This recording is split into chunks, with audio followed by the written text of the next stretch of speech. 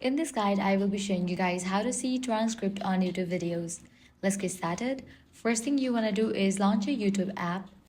Now search for the video you want to watch. Once you have found the video, go ahead and start playing it. Now look for the option More. Once you find it, click on that. Here you're gonna find different options like description and many more. Keep scrolling down a little further and you should see an option that says Show Transcript. Once you tap on it, the transcript will appear right there on your screen and you will see all the text along with the corresponding timestamps. This makes it so much easier to follow along or go back to specific parts of the video that you might want to revisit. If you want, you can also customize the transcript settings by tapping on three dots next to it. This will give you some additional options depending on what's available for that video, and that's it. Now you know how to see the transcript on YouTube videos. If this guide helped you out, do not forget to like, share and subscribe.